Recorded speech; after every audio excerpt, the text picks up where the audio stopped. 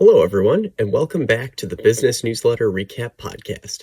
My name is Nathan Pohl, paid media specialist at the Tommy's Express car wash franchise by day and business nerd by night. I've racked up thousands of hours of business podcast listening and newsletter reading, and my goal is to bring you the highlights of some of those top business newsletters out there here in podcast format. So hopefully you can get some curated reading done while you're on your commute or mowing your lawn. Each episode, I'll be featuring specific editions of 2 to 3 newsletters that I found most insightful. If any newsletter is particularly beneficial to you, I will have links in the show notes to follow the creators on social media and to sign up for the newsletter yourself. We're here for episode 2, and if you missed the first one, we talked through pricing from the Demand Curve's growth newsletter, the endowment effect from the Psychology of Marketing newsletter, and a surprising Google statistic from the Avalanche SEO newsletter. If any of those are of interest to you, be sure to check out episode 1. It's only about 15 minutes or so, or 10 if you want to make me sound like I chugged Red Bull. So be sure to add this to your queue after this one is done. Our first newsletter for today is Big Desk Energy, written by Tyler Denk, the founder of Beehive. Simply put, Tyler is a newsletter guy. He came from Morning Brew, arguably one of the most famous newsletters in the world, to now growing a platform for newsletter writers to build and monetize their writing. Several newsletters that will be featured on this podcast are run through Beehive, so we're big fans. Be sure to check them out if you are planning to start one for yourself. Tyler is a very direct guy. The opening line of this newsletter, he lays out his 2-step plan to successfully grow a startup. 1. Prioritize the most important things. 2. Remain focused on those priorities. It's a little simplistic, but he shares a tweet to back up his thinking. Saying yes to one thing means secretly saying no to many other things. Saying no to one thing just means no to that one thing. What I think is really cool is that he goes on to share what his 3 most important things are as founder of a multi-million-dollar startup. His first priority is talking to end users to better understand their pain points and to work on solutions.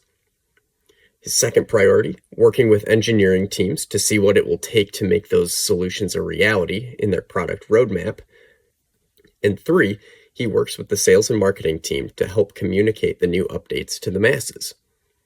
He says no to everything else, which for a startup founder is a ton of things.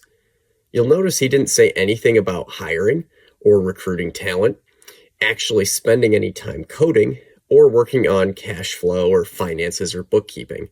He has team members to take care of those things, and for his stage of the business, user feedback, product updates, and marketing are the most important things. His point isn't to say that this is the blueprint, but you need to have a relentless focus on the most pressing business priorities. I like that he mentioned his biggest distractions too, and there's one specific one that caught my eye. He mentions that he gets a lot of people introducing him to other tech founders or investors, and he usually has to say no. He calls these warm intros. He even shared a screenshot of a text where he actually turned someone down because it wasn't a priority for him in the business. And it did sound kind of awkward. The second thing that he mentioned is hidden costs, which he specifically highlighted by calling out third-party vendors and integrations. Most of them seem like they would save a lot of time or be useful for end users on the surface, but they always come with lots of hidden costs, like lack of control, meetings to coordinate everything, and obviously the actual price of essentially renting a solution from a vendor instead of purchasing it for yourself. I won't spend too much time on commenting further because I want to focus on the last one, the shiny object syndrome. Lots of entrepreneurs struggle with shiny object syndrome since it's what makes a great entrepreneur, the ability to see opportunity and jump on it quickly. But when you have a business running, it can be dangerous to chase every available opportunity. Tyler writes that there are no shortage of things that he could do that would all probably help the business in some way. Things like build a YouTube channel, grow internationally, build a community platform, or build an online course for newsletter writers. All of these things are specific things that he's brought up that have come up in his business, but all of them come with trade-offs. And while they do have the deceptive look of being productive, they're not the most important thing that he could be doing.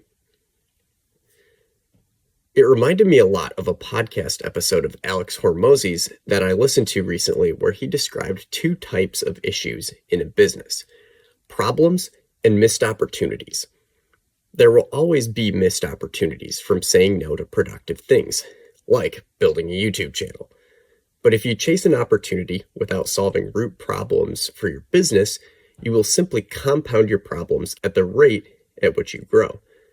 This is really hard to do because in most cases, problems are not fun, maybe even repetitive and boring to fix, but they have to be done or they will get worse.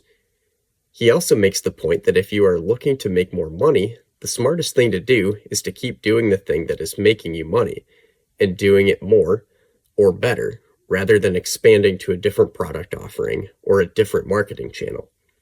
It is far easier to make an additional dollar from something you already do than something that you aren't doing. But for most people, that's not the fun option. And I've seen it play out when leadership takes the fun option instead of the hard option. Heck, I've done it a lot myself, even for this podcast project. Getting back to Tyler's newsletter, something that I liked at the end was pointing out his competitor's rebrand. Kit, formerly ConvertKit, made a big deal about rebranding all of this past summer, and Tyler was quick to point out that in that time, his team was focused on shipping new features instead of making a branding change. As a marketer, I know the value that a rebrand can bring. However, when you are an incumbent in an industry and your competitor is hot on your heels, constantly releasing updates and creating a better product than you, a rebrand just isn't going to do the trick. I know part of it was competitiveness, but I liked how Tyler called them out. This was a jam-packed newsletter, so we spent a while on it, but there are so many good takeaways. Tyler's newsletter has a retro PC interface type look and also suggests a few music tracks to jam to, so be sure to check out one of his editions in your inbox sometime. Our second newsletter comes from Isaac French's Experiential Hospitality newsletter. Isaac is an entrepreneur who has excelled at crafting unique travel experiences at his rental properties and shares tips to help others do the same. I love reading newsletters like this because he shares a lot of great business principles from the perspective of a very unique industry application. His edition from September 30th was all about branding, which naturally caught my eye. He starts out with a great reminder that I personally feel is a PSA to any business. A brand is not your logo. Let me say that again. A brand is not the logo. It is the sum total of any interaction that someone has with your business. I'll pick on Apple, since they're a really easy one and an iconic brand. All Apple computers have the exact same style of design. All of their imagery is minimalistic and sleek. Walk into any Apple store in America, or in the world for that matter, and you'll find very clean white and light wood walls, tables, and decor, with clean, well-dressed professionals there to meet you. All of that feeds into their brand as a premium, modern consumer tech company. It's not just their logo. Isaac stresses that every interaction that someone has with your business is either adding value to your brand or taking away from it. And this can be little things. He mentioned things as simple as branded pens in some of his Airbnbs. And this is really true. When I interviewed for the first time at Tommy's Express, I walked in the door to a clean lobby. The conference room where I interviewed was modern, well lit, really nice tech setup, and the bathroom was immaculate. Every window in the place was spotless, and it left a really positive impression. I think a lot of businesses tend to either overemphasize their product and assume that if their service or product is so good, people will get over the details. Or they might go all in on details and their product is mediocre, basically putting a tricked out paint job on a Ford Fiesta. The reality is, that Isaac reminds us is that businesses with the best brands do both, and they make more money doing it. If you have elements of your business that are detracting from your brand, you are only inviting your customers to ditch you the minute they find something marginally better. Don't lose that battle. Isaac ends the newsletter with some advice more specific to Airbnb owners, but there is still some great stuff to take away. Creating a brand takes consistency. If you're a business owner or marketer, you're probably the closest person to your brand, which means you might have a blind spot to how much you think people know your brand. You see it all the time, but even if you are a large national brand, chances are any given person only interacts with you a couple times ever. Science and conventional marketing wisdom agree that someone needs to see a brand message about 7 times to remember it, so it'll take some repetition. Creating a brand also requires doing something different than everyone else around you. Maybe it's something like having a clean facility, or returning every single phone call within a business day, or having a really sharp website when your industry is known for having 2004-era dinosaur brochure pages. Whatever it is can set you apart in the tiniest ways to help you keep your customers and give yourself a fighting chance to attract future ones. Quick break here. Hey, if you're looking to advertise to busy business professionals or promote your business podcast to a similar audience, I would love to hear from you. Let's get your message in this spot on the next episode. Now, back to the show. Our final newsletter is coming from the Strategic Fundraising Plan, a fundraising agency started by Jon DeLange and Evan Cox. Jon is the guy to know if you are in the nonprofit or fundraising space, and a good friend of mine. These two are the real deal, and I've learned a lot from their content. They're also super responsive on LinkedIn, so I'll make sure to add their profiles to the show notes. I loved the essay they sent out and is still found on their blog called Embrace Your Limits. It's a little bit different from the content we've covered so far in our episodes, but I think it has some very important takeaways in business and professional life, whatever your current role is. Jon starts off with the reminder that we are created beings with limits. We were not designed to run at supersonic speeds or function without sleep for days. No matter how hard we work sometimes, we can't put an entire company or organization on our shoulders and will it to superhuman levels.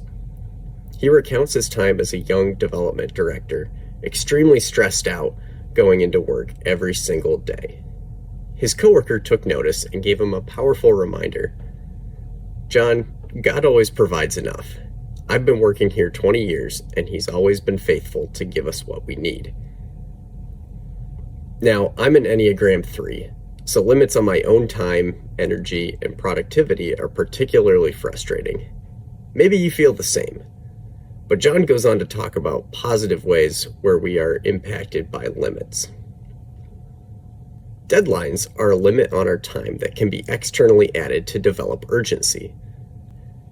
As we all know, nothing kicks people into gear like a deadline, planners and procrastinators alike. I have to imagine that Beehive, who we talked about earlier in the episode, sets aggressive deadlines for their dev teams based on how many features they're shipping out literally every month. Limits can also be utilized in marketing messaging. Limited time offers or showing a limited number of items left in stock can artificially create urgency for consumers to buy immediately instead of waiting, which is a lot of times people's natural inclination. You have to be pretty careful how you use this messaging, though, so that your deadlines actually mean something. Otherwise, your brand will end up looking like Kohl's or a used car lot where everything is always on sale, so there really is no need to hurry and buy. Jon goes on to share a story from his fundraising journey about the Amazon Smile program getting shut down. If you haven't heard of it, Amazon used to offer a small fee from select item sales and donated them to partner nonprofits. For some organizations, it was a significant source of fundraising, which is why it caused some panic when the program was shut down in 2023. Jon's organization was impacted by this change, and he was able to share the news with their donor base about the limit on their organization, The result was an increase in donations that exceeded the revenue of the Amazon Smile program. A fantastic example of how both the added urgency within the organization and the use of limits in their messaging helped them.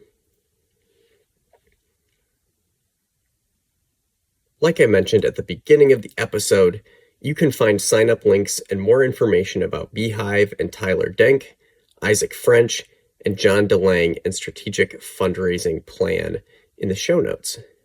Be sure to check out episode 1 as well if you haven't already. And once again, if you have a newsletter or business topic that you want to see me highlight in a future episode, please reach out. My contact information is in the show notes, and I would love to hear from you. And finally, if you enjoyed this episode, it is 100% free to leave a review on whatever platform you are listening on right now, especially a rating on Spotify. I would really appreciate it. Thanks for listening. It means a lot to me, and we'll see you next time on the Business Newsletter Recap Podcast.